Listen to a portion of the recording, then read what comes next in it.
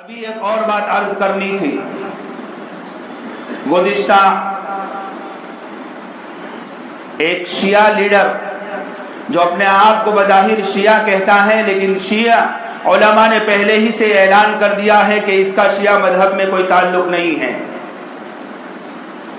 گزشتہ کل اس نے سپریم کورٹ کے اندر یہ عرضی داخل کی ہے کہ قرآن کریم میں سے 26 ایسی آیتیں جن کا تعلق جہاد سے ہے، جن کا تعلق دہشت گردی سے ہے، جن کا تعلق آتنکواد سے ہے، اس کو مٹا دیا جائے، محو کر دیا جائے، ریموو کر دیا جائے. یاد رکھیے، یہ اس لیے نہیں کہہ رہا کہ ہمیں ڈر جانا چاہیے.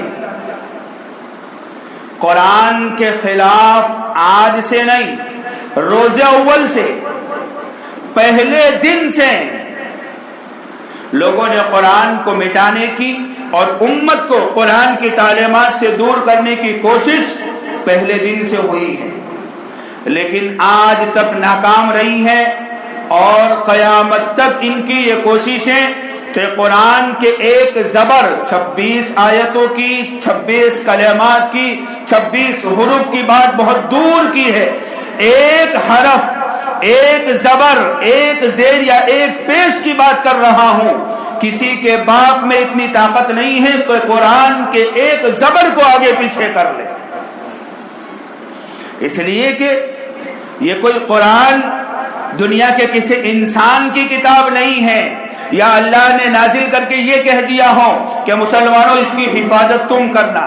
نہیں، قرآن نے پہلے ہی کہہ دیا تھا اِنَّا نَحْنُ نَزَّلْنَا الذِّكْرَ وَإِنَّا لَهُ لَحَافِظُونَ. قرآن کو ہم نے نازل کیا ہے اور قیامت تک اس کی حفاظت کی ذمہ داری ہماری ہے. اس لیے مجھے اور آپ کو ڈرنے کی ضرورت نہیں ہے، لیکن کرنا کیا ہے؟ قرآن کی تعلیمات کو زندگی میں لانے کی ضرورت ہے. آج ہم قرآن کی تعلیمات سے دور ہوئے تو لوگ قرآن پر حملہ کرنا شروع کر رہے ہیں. مساجد سے مسلمان دور ہوئے، مساجد پر حملے ہو رہے ہیں.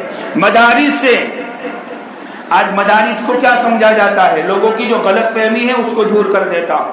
مدارس کو لوگ سمجھتے ہیں کہ مدارس میں پڑھنے والے بچے وہی ہوتے ہیں جن کے ماں باپ نہیں ہوتے ہیں، یا جو صرف زکوٰۃ کے پیسے کھا سکتے ہیں انہی کو مدارس میں ڈال سکتے ہیں، اور بچے مدارس میں جا نہیں سکتے. آپ دیکھو، سروے کرو، امیروں کے بچے مدارس میں نہیں ملتے. وہ سمجھتے ہیں مدرسے ہمارے لیے نہیں ہیں، اس لیے پوری زندگی بغیر دین کے گزار دیتے. یہ مدارس سب کے لیے ہیں، امیر کے لیے بھی ہیں، غریب کے لیے بھی ہیں. ٹیوشن پڑھنے سے اور ٹیوشن پڑھانے سے علم نہیں آتا.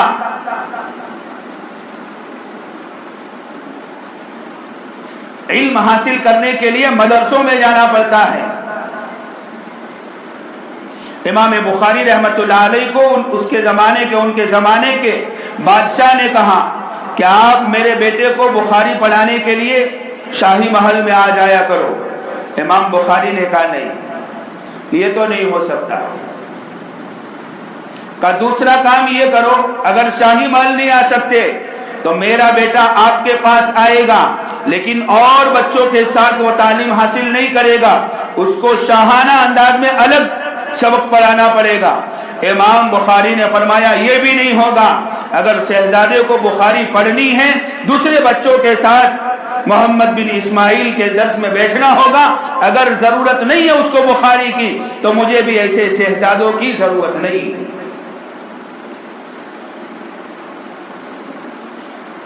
تو بات یہ عرض کر رہا تھا کہ اس وقت ہم سب کو چوکنا ہونے کی ضرورت ہے.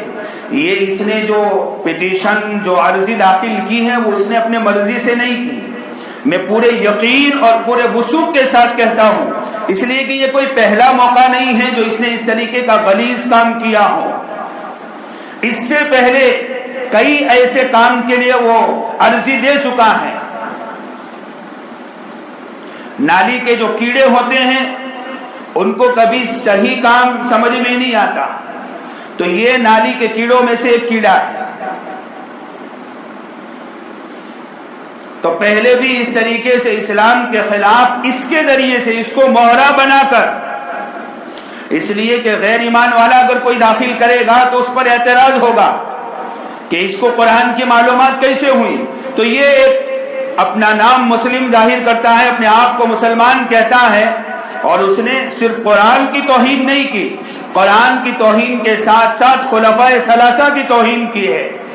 اس نے جو عرضی دی ہے اس میں یہ کہا ہے کہ محمد عربی کے جانے کے بعد سیدنا صدیق اکبر، سیدنا عمر اور سیدنا عثمان رضی اللہ عنہم نے اپنی طرف سے ان آیتوں کا اضافہ کیا ہے. نعوذ باللہ. اس لیے کہ شیعوں کے عقیدوں میں بنیادی عقیدہ خلفائے ثلاثہ کے کفر کا ہے، وہ ان کو مسلمان ہی نہیں مانتے. تو سیدھی سی بات ہے، جب مسلمان نہیں مانتے تو ان پر اعتراض کرنا تو ان کا فرض بنتا. تو یہ واقعہ میں آپ کے سامنے بیان کر کے آپ کو چوکنا کر رہا ہوں کہ اپنے آپ کو قرآن کریم کی تعلیمات سے وابستہ کرو. یہ وقت کی اہم ترین ضرورت ہے. یہ پہلا کام. دوسرا کام، ہر مسجد، ہر محلے کے لوگ، آج کل ہر ایک کے پاس بڑا موبائل ہے، مختلف ذرائع ہیں اپنی بات حکومت تک پہنچانے کے. تو جتنے ذرائع ہیں ان ذرائع کے ذریعے سے ہمیں سپریم کورٹ تک یہ بات پہنچانی ہے کہ اگر اس طریقے کے نالی کے کیڑوں کی باتیں سپریم کورٹ میں رکھی جائے اور سپریم کورٹ اگر اس کو قبول کرتا ہے تو یہ ہندوستان کے سپریم کورٹ کی توہین ہے. کسی بھی طریقے سے مسلمان اس کو برداشت نہیں کرے گا. اپنے مسالک اپنی جگہ، لیکن قرآن دنیا کی واحد ایک کتاب ایسی ہے کہ جس میں کسی بھی مسلک والوں کا کوئی اختلاف نہیں. اس لیے یہ امت مسلمہ کا متفق مسئلہ ہے. اس لیے ہمیں ان چیزوں کا استعمال کرنا ہوگا. غلط چیزوں کے لیے ہم ان ذرائع کا استعمال کرتے ہیں، یہ وقت کی ضرورت ہے. اس کا استعمال کرے اور اپنی اتحاد کا، اپنے اتفاق کا اور اپنی یگانیت کا ثبوت دے کہ ہم مر نہیں چکے، ہم جاگ رہے ہیں، ہم بیدار ہیں. قرآن کے اوپر ایک حرف بھی اگر کوئی بولے گا ہم اس کو برداشت نہیں کریں گے. اس بات کا ثبوت دیں. انشاءاللہ آئندہ کوئی اس بات کی ہمت نہیں کرے گا. کریں گے سب ساتھی اس کو. اللہ مجھے بھی آپ سب کو بھی عمل کی توفیق عطا